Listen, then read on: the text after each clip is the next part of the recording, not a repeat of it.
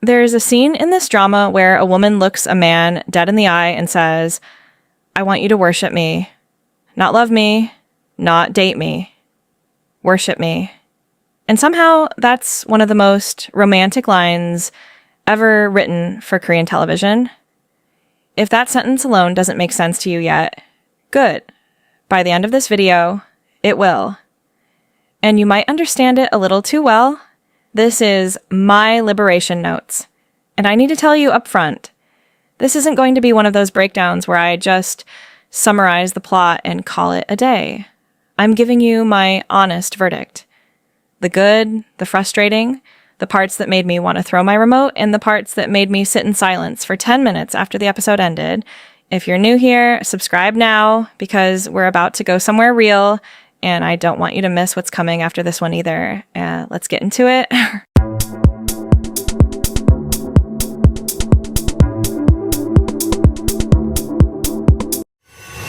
Here's the setup, and I promise it's more interesting than it sounds on paper. 3 siblings, 1 family, all of them living in Sampo, a small, quiet, forgettable town about an hour and a half outside Seoul by bus. Every single day, they commute into the city for work, and every single night, they commute back to a house that feels more like a holding cell than a home. That commute isn't just a detail. It's the whole emotional architecture of the show. 2-3 hours a day, wasted in transit, going nowhere, feeling nothing. There's Yeom Ki-jong, the oldest daughter, 38, unmarried, exhausted in a way that doesn't show on her face, but shows in everything else. There's Yeom Chang-hee, the middle child, a son who feels invisible in his own family, passed over, unspoken for, quietly resentful in a way he can't even fully explain to himself. And then there's Yeom Mi-jong, the youngest. Quiet, withdrawn. The kind of person who sits in meetings and says nothing, who eats lunch alone, who has perfected the art of being present without ever being seen. And that's who this story really belongs to. Mi-jong. Early on, she says something that stops the whole show cold. She says she doesn't know how to have expressions. Not that she doesn't know how to express herself, that she genuinely doesn't know how to arrange her face into anything a stranger would read as friendly or warm or approachable. And people at work have noticed. They call her cold, unapproachable, a little strange. And she's tired. Tired of commuting. Tired of being unseen. Tired of a life that runs on repeat with no button marked different.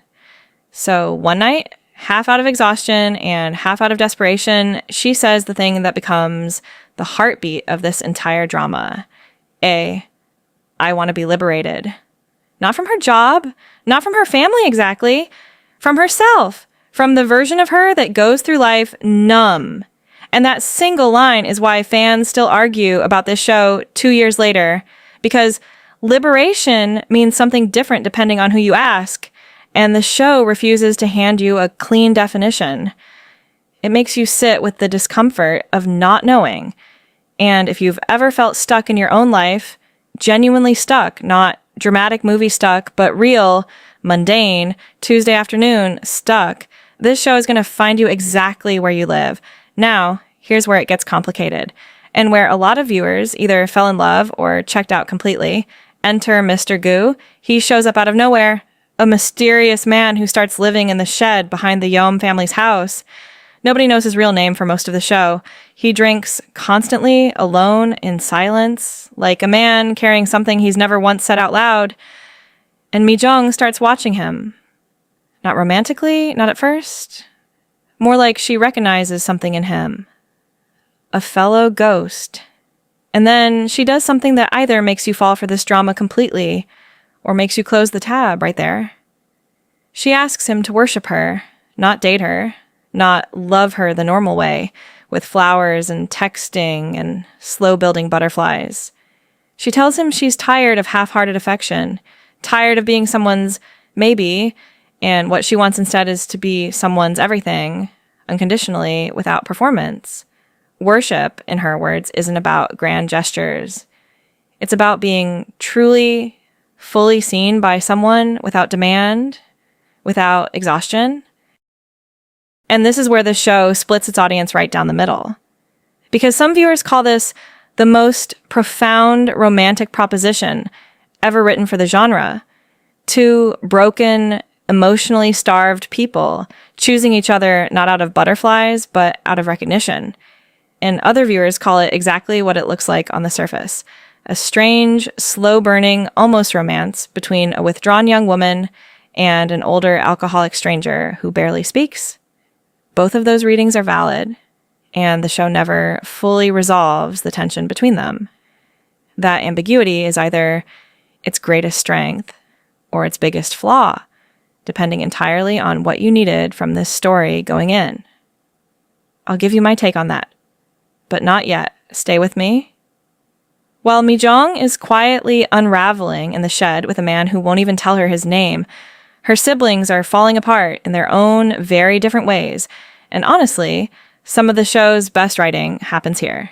In the margins, away from the worship plotline everyone talks about.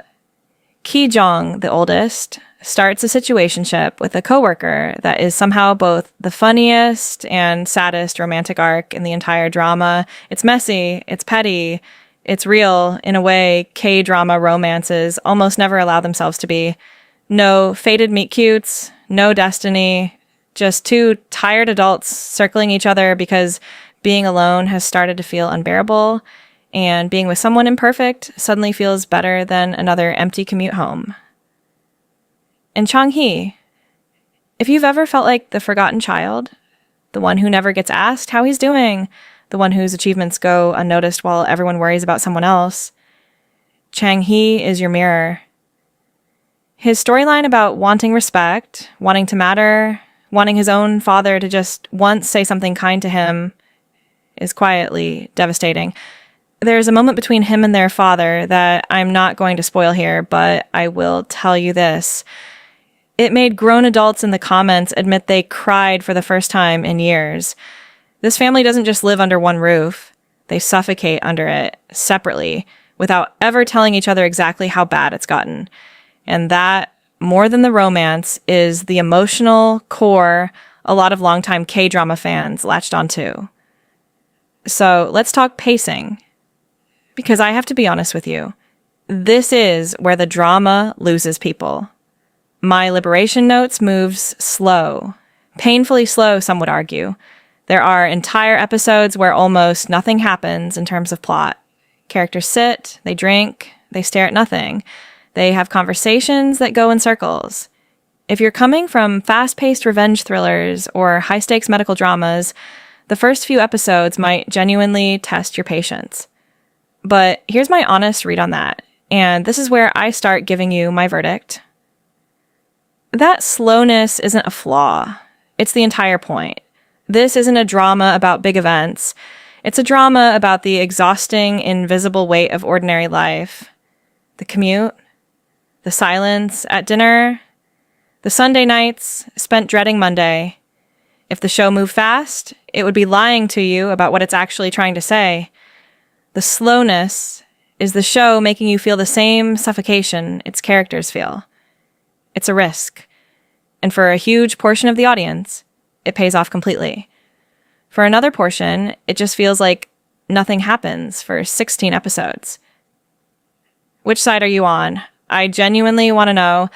Drop it in the comments, because this is one of the most divisive shows I've ever broken down for you. Now, let's get to the ending.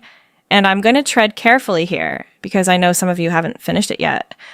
But I promise what I'm about to say will not ruin the experience. If anything, it'll make you watch closer. The ending doesn't give you the fairy tale wrap-up you'd expect from most romance-adjacent K-dramas. Mi-jong and Mr. Gu's relationship resolves in a way that feels quiet, almost anticlimactic on the surface. No grand declaration, no wedding, no dramatic airport run. And that infuriated a chunk of the audience. People wanted closure, big, obvious, satisfying closure. But here's my honest verdict on that ending, and I mean this. I think it's one of the bravest choices this show makes. Because liberation, the actual theme this entire 18 episodes was building toward, was never about ending up with the perfect man in the shed. It was about Mi Jong learning to exist without waiting for someone else to complete her. The romance is almost a red herring. The real ending is her freedom. Whether that lands for you depends entirely on whether you were watching this as a love story or as something much closer to a character study wearing a love story's clothes. So here's my final verdict. Plain and honest, no hedging. My Liberation Notes is not for everyone. If you need plot, pacing, and a clean, satisfying romance, this might frustrate you more than it moves you. But if you've ever felt invisible in your job, in your family, in your own daily grind, this show will find you in a way very few dramas ever have. It's not the most entertaining K-drama I've ever covered, but it might be one of the most honest. It doesn't ask to be liked, it asks to be understood. And there's a difference. Is it perfect? No, the pacing genuinely drags in places, and Mr. Gu's arc will always divide people who wanted more explanation and less mystery. But as a piece of writing about loneliness, family, and what it actually means to feel free, I'd put this near the top of anything I've reviewed on this channel. Now I want to hear from you. Did the ending satisfy you or frustrate you? Are you team worship, or did that whole plot line lose you completely? Comment below. Tell me exactly where you land, because I read every single one of them, and this conversation is exactly why I made this video.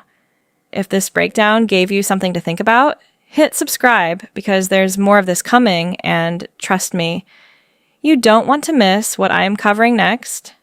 Until then, take care of yourselves. And maybe, if you can, give yourself a little liberation of your own. Liberation.